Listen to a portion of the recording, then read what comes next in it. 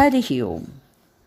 चाणक्य नीति में चाणक्य आगे कहते हैं, अति रूपेण वै सीता, अति गर्वेण रावण, अति दानं बलिर्बद्धो, अति सर्वत्र वर्जयेत्। अत्यंत सुंदर होने के कारण सीता का हरण हुआ।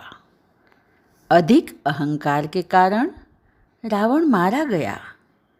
अत्यधिक दान देने के कारण राजा बलि को कष्ट उठाना पड़ा। इसीलिए अति का सर्वत्र त्याग कर देना चाहिए। चाणक्य ने इस श्लोक में यह समझाने का प्रयत्न किया है कि प्रत्येक कार्य की एक सीमा होती है, अतः व्यक्ति को अपनी सीमा में रहना चाहिए। उसे सभी स्थानों पर अति का त्याग कर देना चाहिए। त्यज दुर्जन संसर्ग पज साधु समागमम, कुरु पुण्य महोरात्रम स्मर नित्यमनित्यताम। दुष्टों की संगति को त्याग दो और सज्जन पुरुषों की संगति करो। दिन रात धार्मिक आचरण करो और प्रतिदिन परमेश्वर का ध्यान करो। इस श्लोक में चाणक्य ने मनुष्यों को सार्थक जीवन बिताने के लिए कुसंगति को छोड़कर धार्मिक आचरण करते हुए प्रभु का स्मरण करने के लिए कहा है। फिर आगे कहते हैं, कुग्रामवासः कुलहीन सेवा, कुभोजनं क्रोधमुखी च भार्या, पुत्रश्च मूर्खो विधवा च कन्या, विनाग्निना षट् प्रदहन्ति कायम्। अनुपयुक्त स्थान में रहना, नीच व्यक्ति की सेवा, अरुचिकर भोजन करना, झगड़ालू स्त्री, मूर्ख पुत्र और विधवा कन्या, ये 6 दुख बिना अग्नि के ही व्यक्ति को जलाते रहते हैं।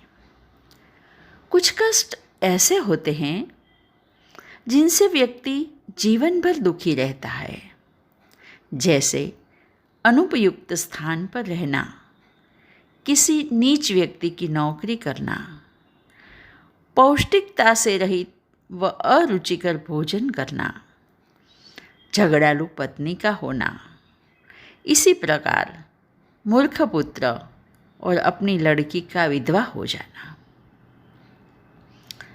अनभ्यासे विषम शास्त्रम, अजीर्णे भोजनम विषम, दरिद्रस्य विषम गोष्ठी, वृद्धस्य तरुणी विषम। अभ्यास के बिना शास्त्र अर्थात विद्या विष बन जाती है। अजीर्ण अर्थात बिना पचा भोजन विष के समान हानिकारक होता है। निर्धन के लिए स्वजनों के समाज में रहना विष के समान होता है। इसी प्रकार बूढ़े पुरुष के लिए युवा स्त्री विष के समान होती है। शास्त्र ज्ञान के लिए निरंतर अभ्यास आवश्यक है। अपचन की स्थिति में भोजन करना विष के समान कष्ट देता है। दरिद्र व्यक्ति को सभा और समाज में अपमान सहन करना पड़ता है। इसी प्रकार बूढ़ा व्यक्ति शारीरिक रूप से निर्बल होने के कारण किसी नवयौवना को संतुष्टि प्रदान नहीं कर सकता। फिर आगे कहते हैं, एकाकिना तपोद्वाभ्यां पठनं गायनं त्रिभिः, चतुर्भिर्गमनं क्षेत्रं पंचभिर्बहुभिरण। तपस्या एकांत में, अध्ययन 2 के साथ और गाने का अभ्यास 3 व्यक्तियों को मिलकर करना चाहिए। इसी प्रकार यात्रा 4 लोगों के साथ, खेती आदि कार्य 5 लोगों के साथ और युद्ध बहुत लोगों की सहायता के साथ ही करना चाहिए। लोक व्यवहार से संबंधित इस श्लोक में चाणक्य कहते हैं कि प्रत्येक कार्य को अच्छे ढंग से पूर्ण करने के लिए व्यक्तियों की संख्या अलग अलग निर्धारित की गई है।